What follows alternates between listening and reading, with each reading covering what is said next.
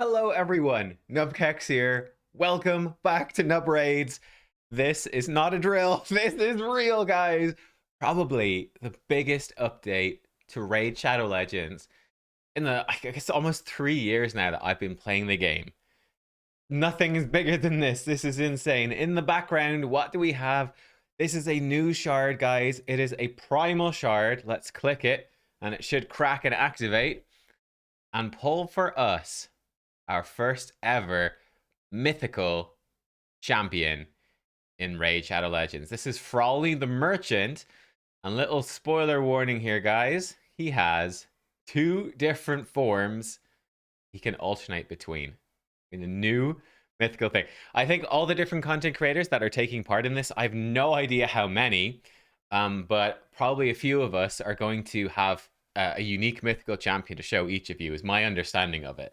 I don't know, maybe everyone is there with Frawley the Merchant. We'll come back to him in a second. First of all, let's look at what mythical champions are. What does it mean? What does it mean? Mythical champions are a brand new champion rarity in Raid Shadow Legends that have access to two forms, each with its own look and its own skills. Mythical champion can have varying roles across their two forms, such as attack in their base form and support in their alternate form. They use a unique skill called Metamorph to change between these two forms. It's like having two champions in one. So we'll come back to Frawley in a second, but Frawley is a magic affinity HP based damage dealer in this form, and then he becomes a defense based basically tank in this form. So he switches between the two, which is just, it's super cool. Other unique aspects of mythical champions include higher base stats compared to legendary champions. Okay, straightforward enough. I'm very curious to see how high they're going to be. Metamorph skills that cannot have their cooldowns increased or decreased. So when you flip between forms, I'm guessing maybe it will fully reset your second form's abilities when you swap into it. This is a total game changer, right? Lockout champions like Yumiko and Warlord have been the meta, even Basher. For as long as I've been playing the game, they've been like the best champions in Arena. Suddenly, these mythical champions are changing the game, right? Yeah, you lock them out of their skills, they swap to their second form. There's definitely a strategy there for sure. Like, oh, maybe I want them in their second form. I want to stop what they're doing in this form. But nonetheless, the game is never going to be the same again. Skills that gain and ignore resistance bonus when upgraded via mythical tomes. And they are primarily available via summoning and primal shards. I wonder why they didn't go with mythic shards or mythical shards. They didn't. We've got the primal shards. You saw what one looks like at the start of the video. So there are going to be mythical tomes as well to upgrade their skills. I'm not sure if it's going to like reduce the cooldown and up the damage and all that sort of stuff like normal skill tomes do, or if it simply gives ignore resistance bonuses when you upgrade them. I'm really not sure. There's a lot of questions that need to be answered, but let's go up. Let's take a quick look here at Frawley the Mechanist. He is my, I think, unique mythical champion here to show you. He is a dwarf, obviously. Let's take a look at his skills. So his A1 is Seismic Quake. Attacks one enemy and ignores 5% of the target's defense for each buff on this champion. So stack him with a good few buffs and he's going to hit extremely hard. His A2, Bloody Larceny, attacks one enemy, steals 2 buffs from a target enemy. The effect cannot be resisted, and if this attack is critical, repeats this attack once. That has a 4-turn cooldown. So I do wonder, maybe they're just going to have really long cooldowns and flipping between the forms is going to be crucial to utilizing them. Or maybe this will buck down and it will be sort of normal champion skill cooldowns. I simply don't know quite yet. But yeah, this move, obviously polymorph could be something of an issue, but you know, steal 2 buffs from an enemy, then repeat the attack and do it again. He could steal up to 4 buffs. That's going to power up his A1, make him tankier, and obviously make your enemy much more vulnerable, and it doesn't need accuracy. Exterminate the Weak attacks all enemies. Damage of the skill increases by 30% if this champion's max HP is higher than each target's max HP. 4-turn cooldown. I imagine he's probably going to be arguably the best HP nuker in the game at this point. Remember, this is a HP based champion right here. This sounds like it's going to absolutely clap. And bearing in mind that he has higher base stats because he's mythical, higher base stats than any other champion, he's probably going to just absolutely destroy people with this move. It sounds very powerful.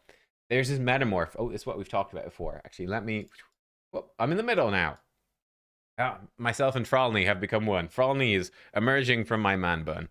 Metamorph, transform the champion into his alternate form, then grants an extra turn. That's on a 4-turn cooldown.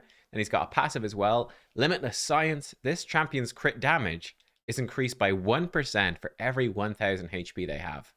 So, I mean, let's say that you build him with... He's mythical. Again, he could have huge base stats.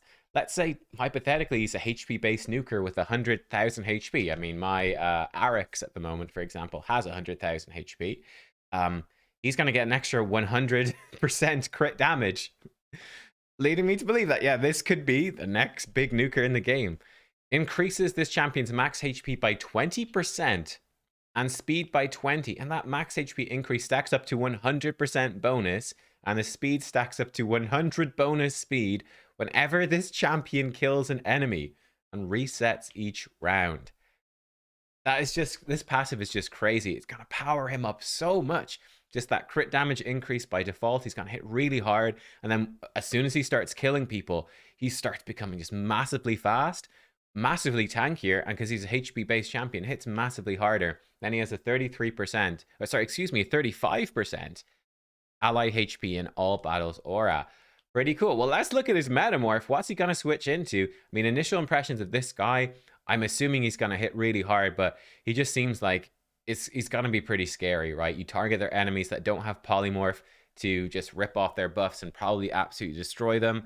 His A1 is probably going to do massive damage, and this A3 is going to do huge AoE. Let's flip over to Form B of Frolny the Mechanist. Let's flip over here. So, what's he all about? Let me move me maybe over to this side. There we go. I never sit on this side. Let's cover the lore, because we're dirty gamers. We don't care about the lore. We just want the stats. Arcs of Pain is A1. Attacks one enemy 2 times. Each hit increases this champion's defense by 5%, stacking up to 100%. So immediately I'm really intrigued. So, of course, we know he's a mythical champion. He has really high base stats. But, I mean, Form A definitely seems like the thing you're going to stack a ton of crit rate, crit damage, speed, and HP on. This happen to be a massive HP nuker. So now becomes this interesting question of how do we build him?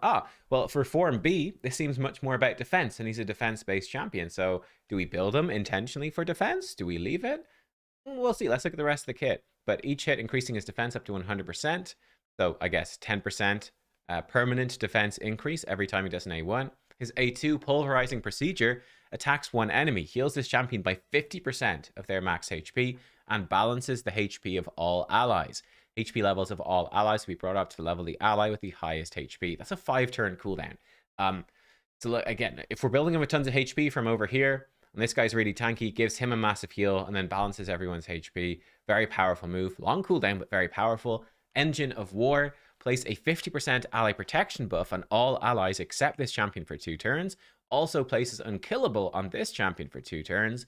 Then places a shield buff on all allies for 2 turns who have less than 50% HP. The shield is proportional to this champion's defense, so 5-turn cooldown.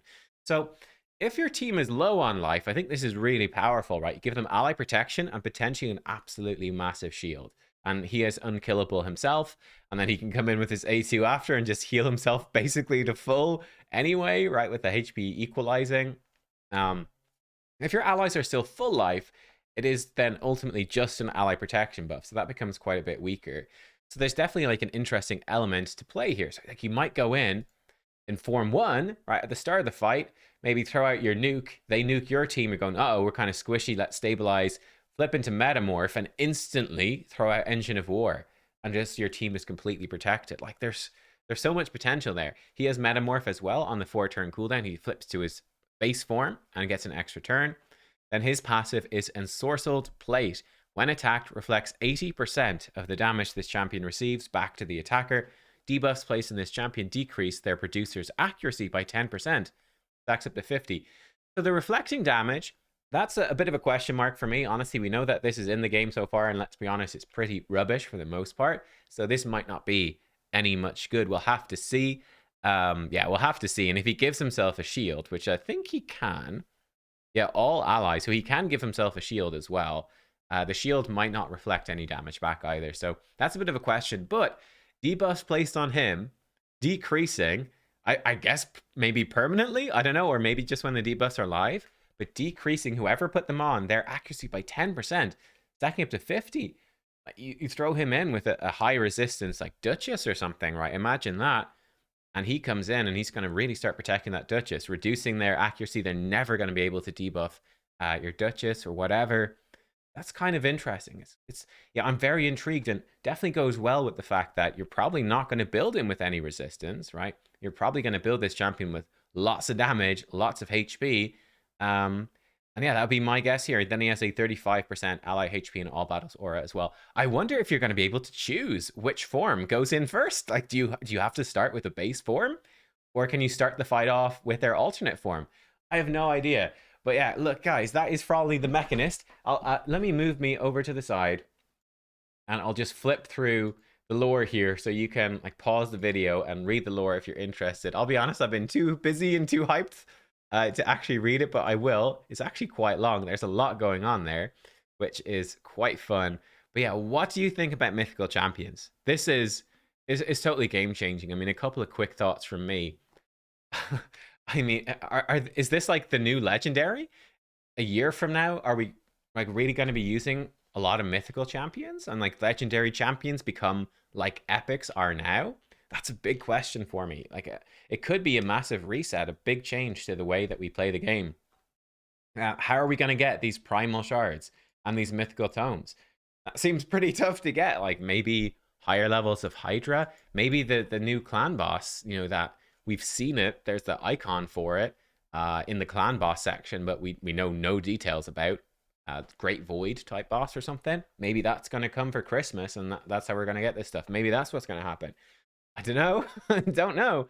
But yeah, it is pretty interesting. I think certainly will manual play be really emphasized by these mythical champions using Metamorph? Or maybe I come in and I set like I go, okay, priority 1 on your A3, priority 2 on Bloody Larceny, and then priority 3 on Metamorph. So yeah, come in, use these 2 moves, and then flip over. You know, I'm really curious how it's going to be set up. But yeah, look, this champion, he looks like kind of a beast, honestly, for any sort of wave-based content. He looks like an absolute beast for all of Doom Tower, like Doom Tower waves, Doom Tower bosses, everything. This guy's going to be just so strong for keeping your team alive and for doing crazy big damage. I think he's going to be a monster in Arena as well. But yeah, it's just nuts, right? This is just nuts. It's a whole new era of the game. It's a whole new era. Let me know your thoughts down below. I might do another video over the weekend. Maybe do a collab or something and try to get more thoughts out there. But there you go, guys. Frolly the Mechanist. First ever mythical champion revealed. I'll see you next time. Goodbye.